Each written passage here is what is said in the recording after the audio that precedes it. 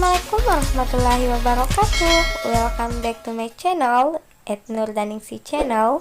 Kali ini kita akan membahas contoh soal analisis kasus SKB CPNS Perawat Part 2.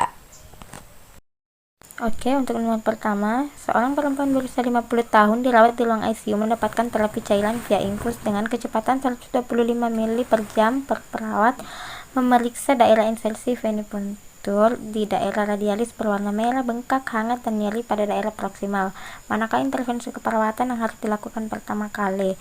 Nah, di sini dia kan berwarna merah, bengkak, hangat, dan nyeri, berarti ada tanda-tanda infeksi. Jadi dia itu kayak valulitis. Namun intervensi keperawatan yang pertama kali harus dilakukan menurut saya di sini adalah B, mengompres dingin daerah insersi kemudian menghentikan infus. Tapi kalau teman-teman punya pendapat lain silahkan tampilkan di kolom komentar dan bisa dijelaskan supaya kita saling sharing untuk memahami bagian nomor ini. Oke teman-teman, selanjutnya seorang perempuan berusia 54 tahun dengan diagnosis congestive heart failure baru saja menerima di unit kantong darah selama 1 jam 25 menit. Saat ini pasien duduk di tempat tidur, tampak sesak dan gelisah.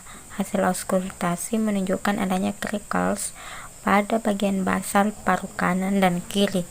Apakah jenis komplikasi transfus yang dialami pasien?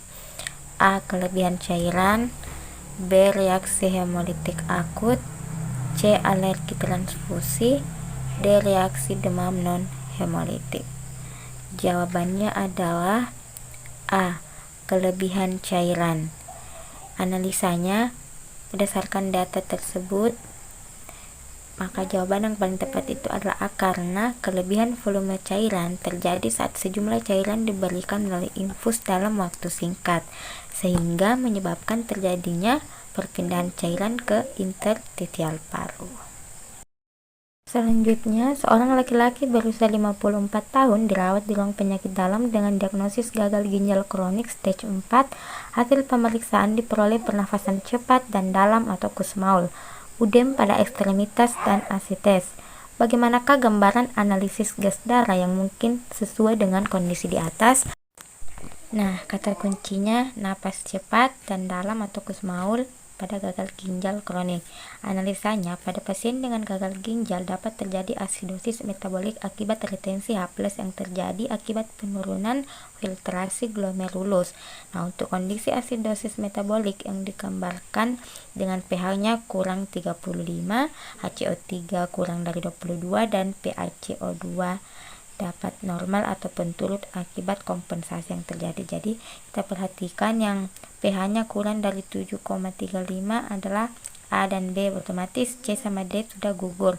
HCO3 kurang dari 22, jadi sudah jelas sekali jawabannya adalah A, karena HCO3 nya 17 mF/L. Selanjutnya, seorang laki-laki berusia 48 tahun dirawat di ruang penyakit dalam dengan infark miokard. Pada pengkajian hari ini dapatkan keluhan nyeri tidak ada, tekanan darah 120/70 mm/Hg, nadi 88 kali per menit, laju pernapasan 22 kali per menit. Perawat sedang mengajarkan dan memotivasi pasien untuk melakukan latihan kaki dan ambulasi sesuai dengan program. Pertanyaannya, apakah tujuan latihan yang dilakukan pada kasus di atas?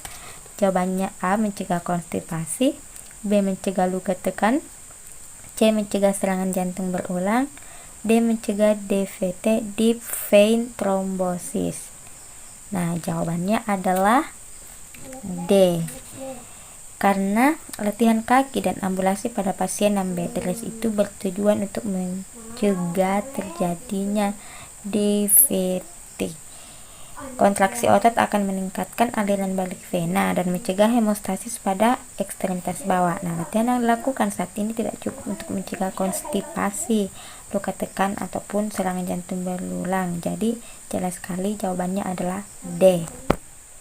Selanjutnya, seorang laki-laki berusia 40 tahun didiagnosis non-insulin dependent diabetes mellitus atau NIDDM. Saat ini pasien mendapatkan sulfonylurea sebagai agen hipoglikemik oral. Perawat akan menjelaskan tentang pentingnya obat tersebut untuk mengontrol gula darah. Apa yang perlu dijelaskan perawat terkait cara kerja obat yang diberikan? A. Menstimulasi pankreas untuk memproduksi atau melepas insulin. B. Membuat insulin yang diproduksi lebih tersedia untuk digunakan. C. Meningkatkan pengambilan dan penggunaan glukosa ke sel darah. D. Meningkatkan pemecahan lemak dan protein. Di sini sudah jelas karena untuk sulfonylurea itu bekerja untuk menstimulasi pankreas untuk memproduksi atau melepas insulin. Jadi jawabannya adalah A. Selanjutnya, seorang perempuan berusia 52 tahun dirawat di ruang penyakit dalam hari pertama dengan gangren diabetikum mendapatkan humulin 15 IU sebelum makan siang. Hasil pengkajian didapatkan pasien menghabiskan makan siang 1/4 porsi, sementara sarapan pagi habis 1/3 porsi.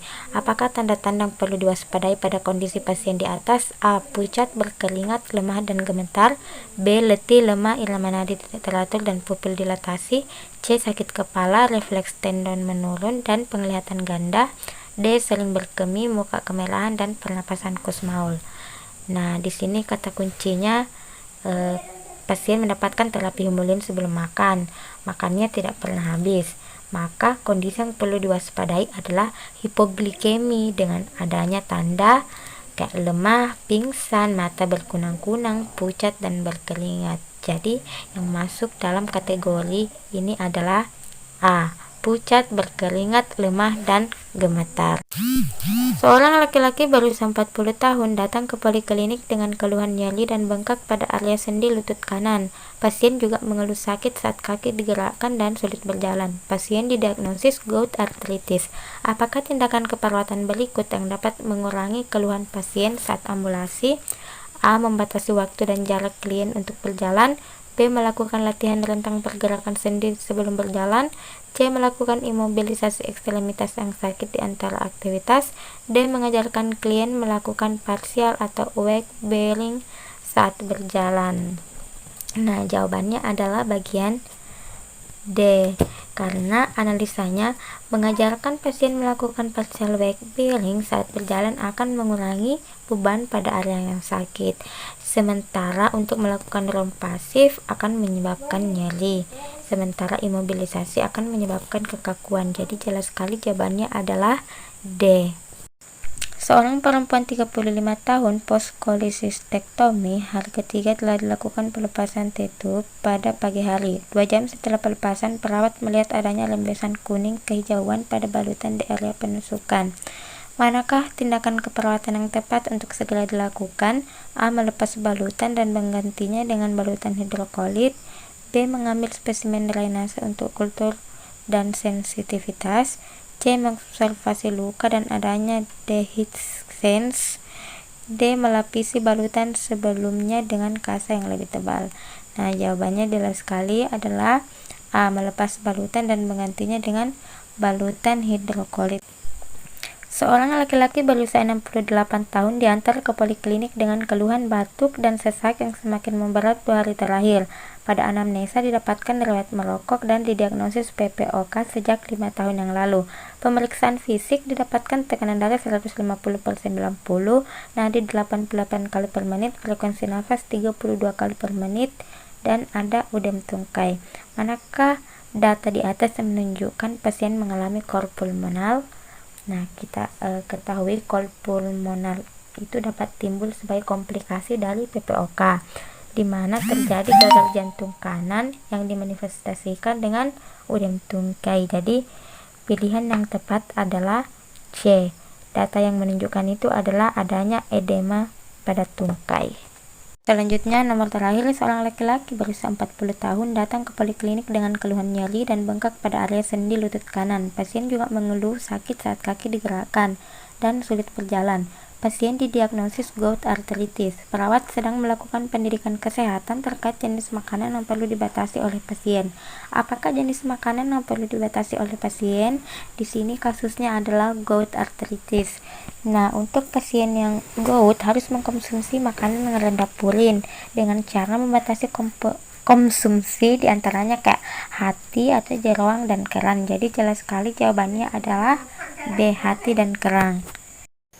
Oke teman-teman, demikian untuk video kali ini. Mudah-mudahan apa yang kami sampaikan itu bermanfaat buat teman-teman dan bisa menjadi bekal untuk tes CPNS nanti. Sebelum berakhir, jangan lupa klik subscribe, like, dan share ke teman-teman kalian. Semoga sama-sama mendapatkan manfaatnya. Wassalamualaikum warahmatullahi wabarakatuh.